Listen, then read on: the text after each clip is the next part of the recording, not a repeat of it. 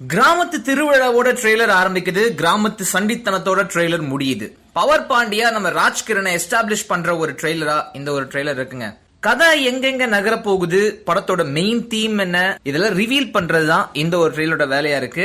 மனுஷனுக்கு தான் வயசாகும், மனசுக்கும் அதுல வர காதலுக்கும் வயசு ஆகாது, அதுதான்டா படத்தோட தீம் அப்படின்னு சொல்லிட்டு ட்ரெய்லர் தெளிவா சொல்லுது. இதுக்கு மேல கதை என்னவா இருக்கும் அப்படின்னு சொல்லிட்டு என்னோட கெஸ்ஸிங் நான் சொல்ல போறேன். ஜிம் வச்சிருக்கிற மாஸ்டர் இல்லாட்டி சினிமால ஸ்டண்ட் கலைஞனா நம்ம ராஜ்கிரனோட கேரக்டர் இருக்கலாம், இல்ல மெக்கானிக்கா கூட இருக்கலாம். பவர்னு பேருக்கு முன்னாடி அடைமொழி வர்றதுக்கு இந்த 3 ஏரியா காரணமா இருக்கலாம் சார்.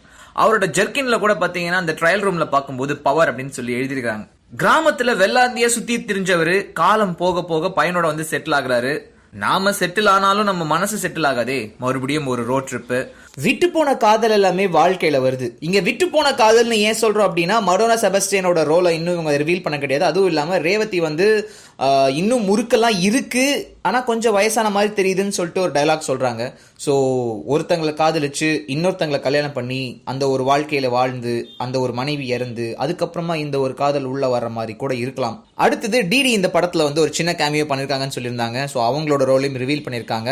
எய்தர் அவங்க வந்து ரேவதியோட பொண்ணா வரலாம், இல்ல அவங்களோட ஒரு நல்ல ஃப்ரெண்டா வரலாம்.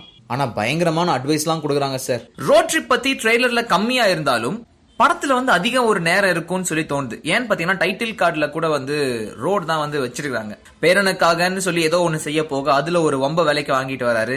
அதனால கூட பிரசன்னா ஸ்டேஷன் வரைக்கும் போய் இவரை பெயில் எடுத்துட்டு வந்து வீட்டுல வந்து மானமே போச்சுன்னு சொல்லிட்டு ஃபீல் பண்றதா இருக்கலாம்.